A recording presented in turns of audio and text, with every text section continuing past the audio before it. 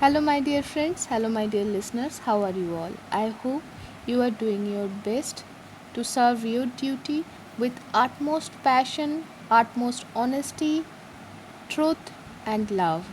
So, let's start the next part of our journey through the life of Sri Ramakrishna Paramhansadev.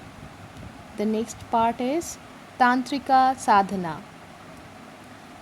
Man has a natural tendency to enjoyment and does not welcome renunciation. He finds it difficult to call upon the Lord in a pure and simple way and instinctively hugs to his bosom some illusion in the midst of truth. Even when renouncing lust and wealth, he would like a passing glimpse of them. Hence, it is that we find in the sacred books immediately after the definite statement that the worship of the Divine Mother should be performed in the purest way possible. Room is made for sensuous songs on the plea that this will be pleasing to the goddess. There is nothing to be wondered at in this tendency of the human mind. It only shows how strong are the ties of sense attraction with which the Mother of the universe has bound her creatures. The painful idea is perceived that unless she, out of her infinite grace, leads us out of this intricate maze, we are powerless. It is not flattering to our vanity to realize that she alone knows the way out. In tracing the origin of the Tantrika mode of worship, we have to go back to the Vedic times when both enjoyment and renunciation were shown to be combined in the Karmakanda or the ritualistic portion of the Vedas. The goal of human life in that age seems to have been the regulated enjoyment of sense objects by propitiating the gods through prayers and sacrifices. When in this way the mind was somewhat purified and divested of lower desires, then the man took up the higher course of discipline prescribed in the Upanishads. But with the advent of the Buddhistic age, things took a different turn. The methods of worship which were suited to pure souled recluses alone were prescribed for the ordinary householder, irrespective of his taste or capacity, and the laws of the state lent countenance to this. The result was that the Vedic sacrifices, which had in view the object of gradually weaning the aspirant's mind from the enjoyment of the senses, were replaced by a system of clandestine worship conducted in Delhi out of the way places at dead of night so that outsiders and especially the emissaries of law might get no clue.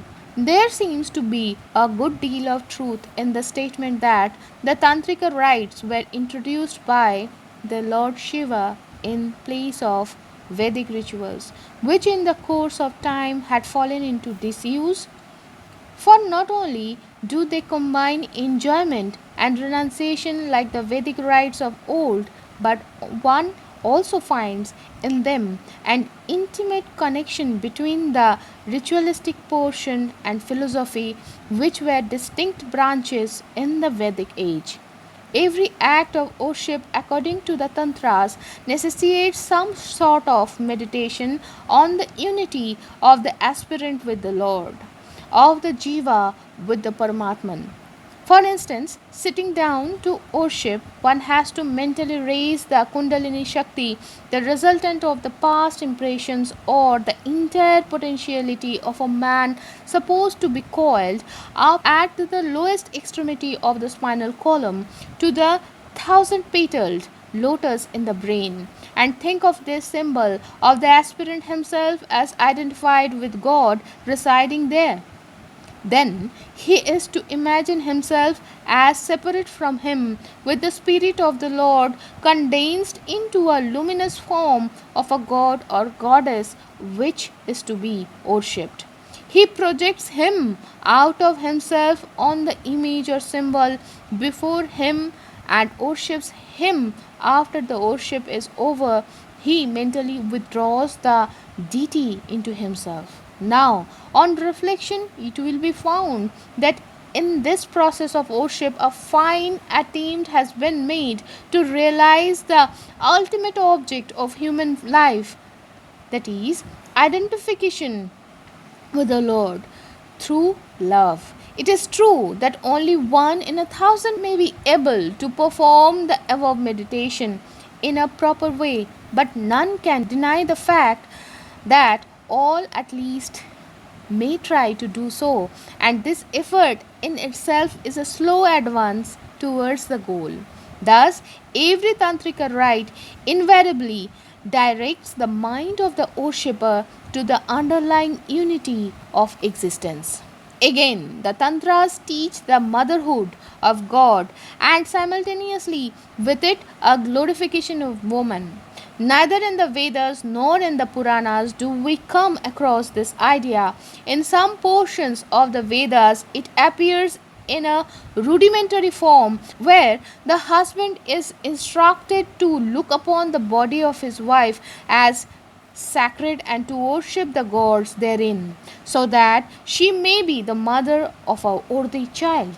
The Tantras sublimated this old idea and developed it along new lines with conspicuous results, for it was found suited to certain temperaments of the age. This may have been the origin of the Virachara, from the tantrika practice in which wine and woman play a part.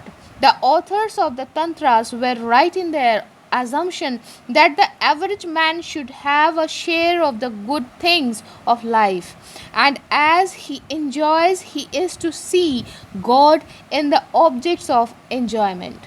Then he will not be carried away by his pursuit of the senses, and at some time or other he will set himself to cultivate self control and renunciation. Hence, they declared that the woman's body is sacred, that one should always look upon a woman as a goddess, and realizing her as one of the manifestations of the mother of the universe, treat her with all respect. Maltreatment of women was strictly forbidden. But in spite of this forethought on the part of the inaugurators of this system, its followers, with the lapse of time, became slaves to passion, and instead of trying to realize God, they shout to acquire small physical powers with the aid of the tantrika rites. This marked the origin of grotesque ghost and demon worship and led to the abominations which we find in the tantras of today. Hence, in every tantra, one meets with a higher and a lower form of worship, and everyone chooses according to his taste. The main idea of the tantras then is the deification of the objects of the senses which ever lure man and bind him in an endless chain of births and deaths, preventing his realization of God. They seek to accustom the struggling soul to look upon these sense objects as visible representations of the Lord, so that his inordinate attachment to them may be curbed. According to the qualifications of the aspirants, the Tantras prescribe three different modes of practice. They are called Pashubhava, Veerabhava, and Divyabhava, or animal, heroic, and divine attitudes in an ascending order. In the devotee of the first type, there is a predominance of animal propensities. For him, the instruction is that he should avoid all objects of temptation as far as he can and engage himself in japa and such other practices with strict regard to purity. In the second class of aspirants who are comparatively advanced, the devotion to God supersedes the cravings of the senses, and the sense attractions only heighten the longing for God.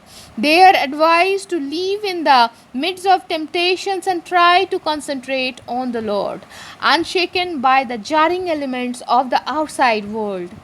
The third and the highest type of sadhaka is he who is far above the reach of the sense impulses, who has been swept away from them by a tidal wave of yearning for God realization, and to whom the practice of truth, forgiveness, compassion, contentment, and such other attributes has become as natural as respiration.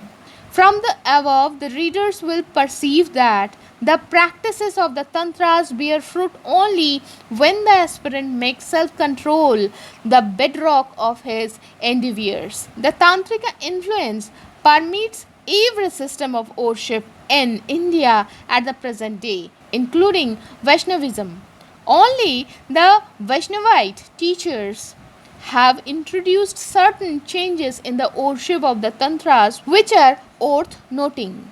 They consider dualistic teachings more beneficial to men and accordingly have laid stress only on that portion of the tantrika rites, that is, their theory of mantras and external worship. Into this worship, they have infused a new spirit and advise people to serve the Lord according to the promptings of their hearts. The Tantrika gods purify the offerings made by them by merely looking at them, and the devotee, by partaking of this consecrated food, gradually becomes purer in mind. The Vaishnava reformers taught not only that the gods take the essence of those offerings, but that in certain cases, depending on the devotion of the aspirant, they may also partake of the material offerings as well. Amongst the many changes these teachers introduced into the method of worship, the most important was the emphasis they laid on the preliminary course of Tantrika worship, Pashubhava, and they gave strict injunctions about purity being observed in every act of the aspirant, in his food, mode of life, and everything. They also laid great stress on japa or repetition of the Lord's name as a means to God realization. But in course of time, evils crept into this cult also. Forgetting the inner significance of the master's teachings, the followers adopted measures to suit their own tastes.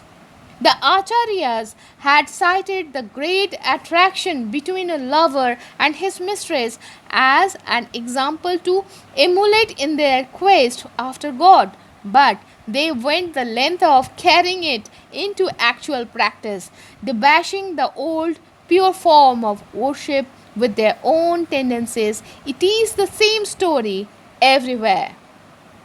From the above sketch, another thing will have struck the reader. It is this, that for the criticisms usually leveled against the tantras, or for the matter of that, any abused form of practice, not the tantras, but the innate tendency of man to gravitate towards enjoyment is responsible. The tantrika rites can be practiced without wine or sex indulgence, as is amply proved in the life of Sri Ramakrishna. Evidently, it was to equip him as a supreme teacher for modern times that the Divine Mother made him undergo the tantrika practices. So, my dear friend, today I am stopping here. Next week we will start the next part of this chapter. Till then, please be safe, be happy, and keep praying. Shubhamastu.